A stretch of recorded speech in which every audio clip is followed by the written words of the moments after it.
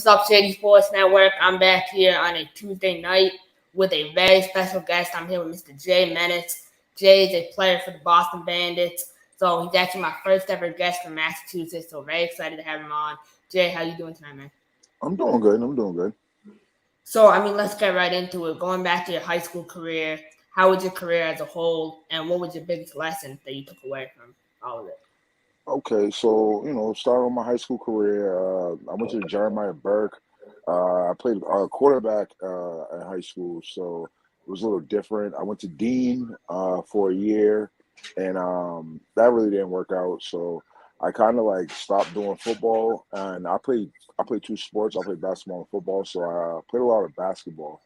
And how I got into semi-pro was a friend of mine that I grew up with started his own football team. So, and he's known me for years and he's known my talent. So he reached out to me and he was asking me, whether I'd be interested in joining. At the time, I really didn't know too much. This was around 2012.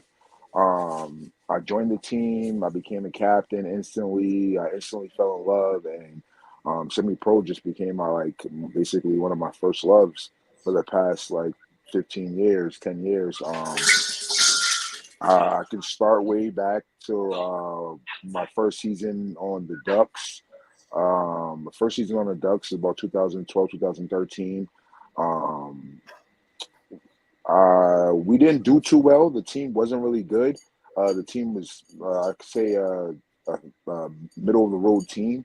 But we ended up turning it around and having some good outcome on the season. And that team split. If you really know how semi-pro goes, well, and mass semi-pro, a lot of semi-pro teams, uh, when things don't tend to go right on the team, teams tend to split. The team that I was on at the time split, and that's how I ended up becoming a Tiger. I ended up playing for the Mystic River Tigers for 2 seasons. And mass, we have levels of football. We have double A, triple A, and single A. Triple A is obviously the highest. That's the goal. When I first came into the league, I really didn't know about the levels. I just knew, that we were playing football. So I played single A for my first couple of years until somebody from the Triple A reached out to me and was telling me you're real talented, you're real smart. You should definitely come and play Triple A. So I ended up playing my first Triple A season. I want to say 2016, and from there I've just been, I've been along the road. Uh, in 2017 and 18, I played on the best teams in the nations. We fell short 2 times. Last year, I played with the Shamrocks, and we fell short. But then we get to this season. I'm born and raised in Boston. I'm at the age of 32, so I'm like football is starting to slow down a little bit more for me. So I'm starting to look at it from a different standpoint. It's more just playing. It's more of putting my effort into it on all sides of the ball.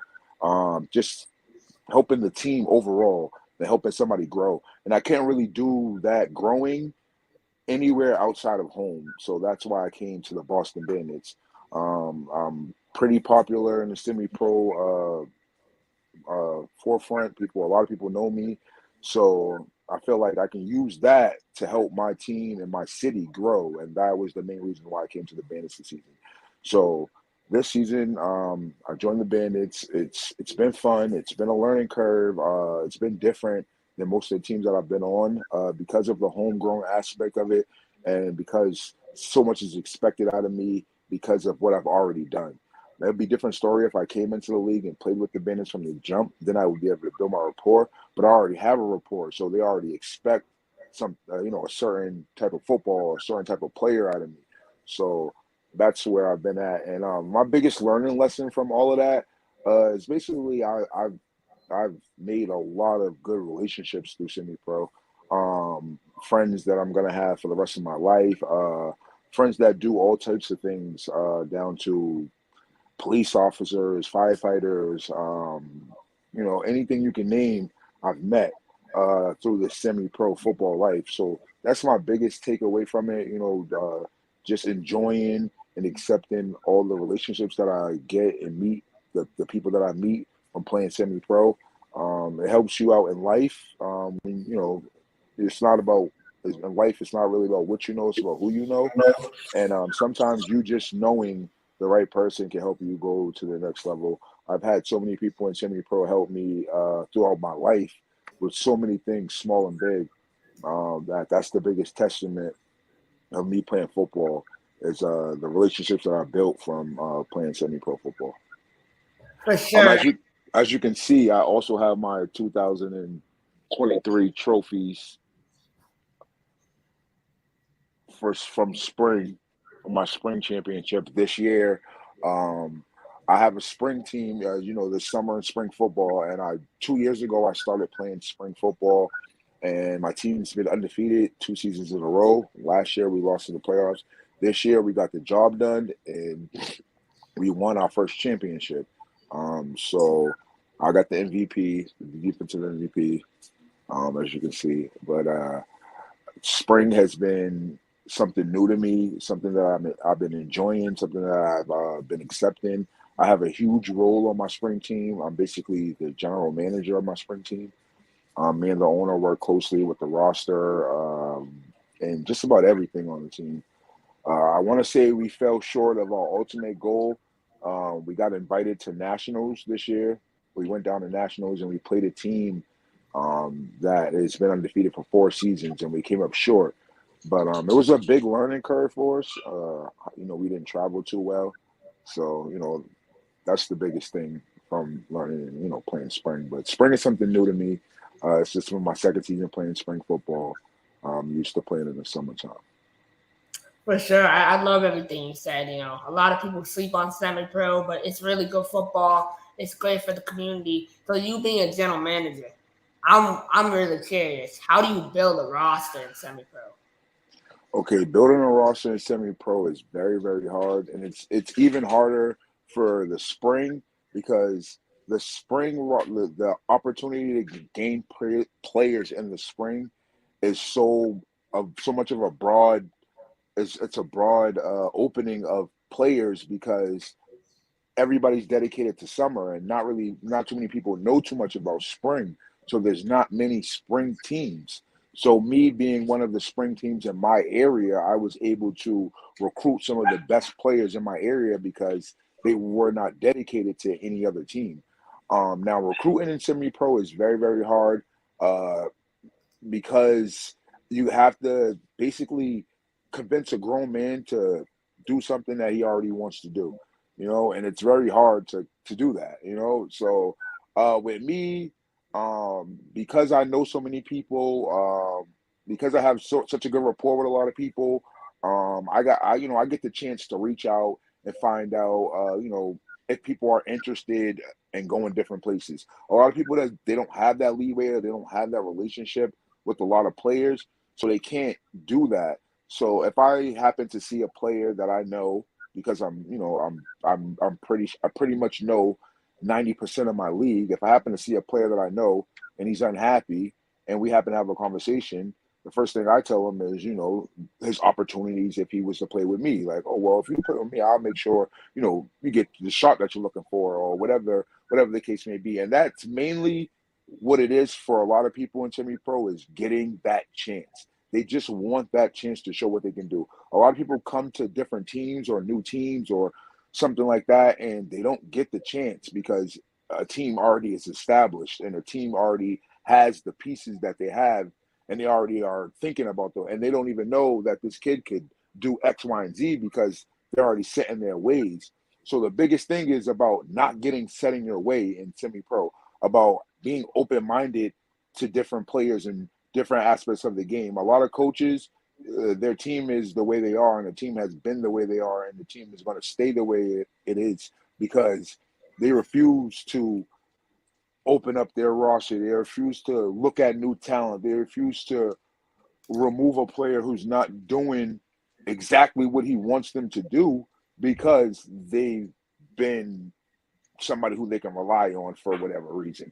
It's just not being scared to take on new players. That's basically the main. That's really a big thing. Not being scared to take on new players and give them a look. If it doesn't work, it doesn't work. A lot of coaches, that's what they're scared of. They're scared about bringing somebody in and it not working and them going somewhere else, and then and then it hurts them.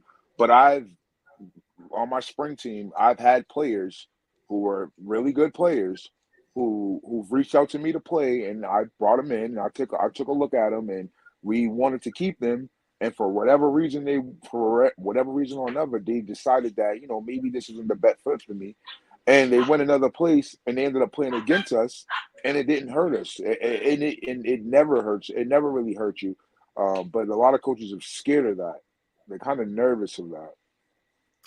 I can definitely see that. It's important to be open minded. So, semi-pro. Have you seen guys be able to move up to the next level? In your eyes, what is the next level for semi-pro guys? Okay, so semi-pro is really a lot of ex NFL players, ex guys who've had a shot at the next level, but it didn't work. So they still want to play football, but there are players who come into our league at young ages because they know someone, or for whatever reason they come into the league and for one or another, and their next step and the step up that they go to is usually arena.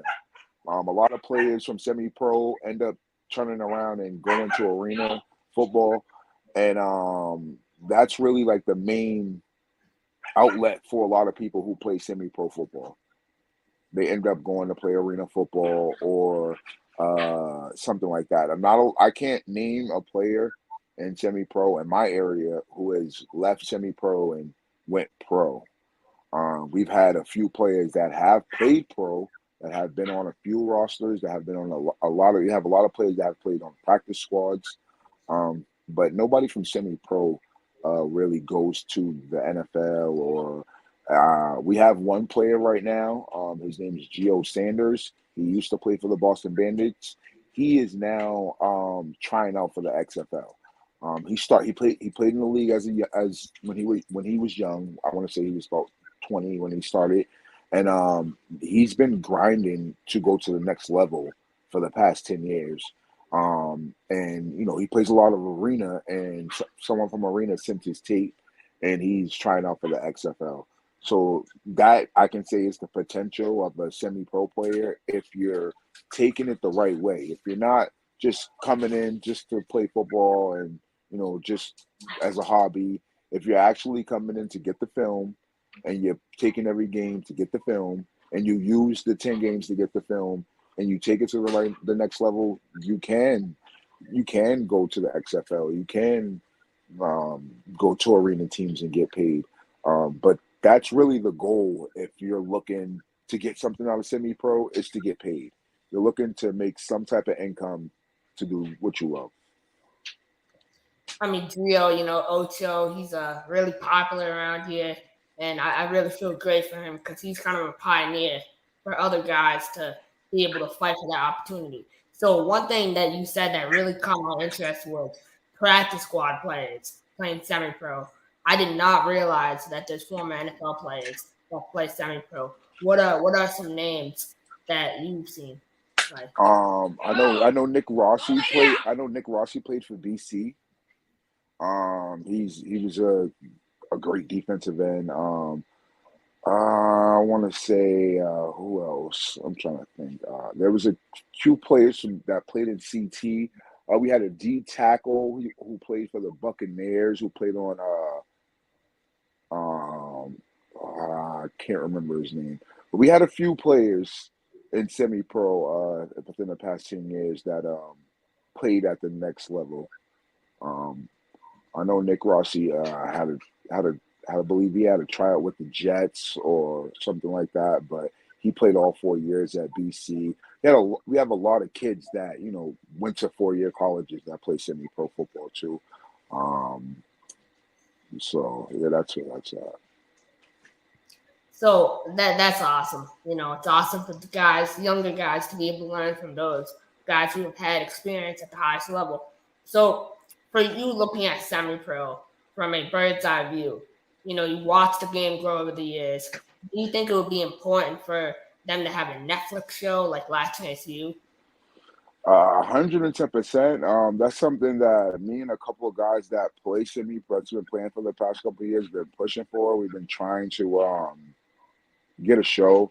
I actually have a mic'd up episode on my page from I want to say 2019 when I played on the Glads, and that was some of the best watch that that I've seen in a long time. Just if it's a gold mine if the right person can figure out how to do it because it's the semi-pro is so entertaining, the storylines are so entertaining, um putting the teams together is very entertaining. um I know they tried to do something in New York on one of those TV shows whatnot, and I guess that'll probably coming out this year and we'll see it. So I mean, I think it's starting to, catch steam rather. That's awesome. That would be great. So my final question for you is, you know, in Massachusetts, right? We both live here. For me, I feel like there's a lack of activities. If you're here on a Friday night, then no really, if you're not in Boston, if you're outside the city, then nowhere to really go. So I feel like semi-pro could be a great avenue for people to go for family events in the fall. Right. How have you been trying to get more fans at your game and enhance fan experience? Okay. Well, mainly the Bandits. They have one of the best cooks around. Trench Life. Trench Life Kitchen is amazing. It's some of the best food. Also, the Bandits have a pretty good atmosphere at their game. We have a DJ who's there on the sidelines from beginning to end of the game. Plays music at halftime. What I would recommend that we would do is probably, kick up the halftime shows. Use that 20, 30 minutes that you have there to actually, do something there. Whether it's you get a dance team attached to your football team or something like that. But I feel like if you want to fill your stands up a little bit more and you want more people to want to come out to your games, you gotta give people something to talk about. You know what I mean? And I'm pretty sure if you go to a game, you watch great football, and you see a great halftime show, and then you watch a great second half of football, and then you get great food during the game and after the game. That's something you're talking about. I want to do that again next weekend, or what's the schedule? So, I feel like it's the lack of commitment from some of the owners in the league who just put their football team out there, and they don't really make their product better than what it is or what it needs to be. But there's a few teams in the league who are going above and beyond to try to do that. I know the Shams. They have the smoke. They had the Chick-fil-A sponsor who was giving away free Chick-fil-A at one point. The Admirals, they have entertainments. They have live people coming to sing the national anthems and stuff like that.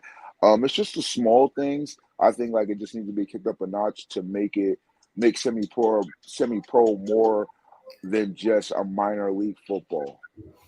Definitely.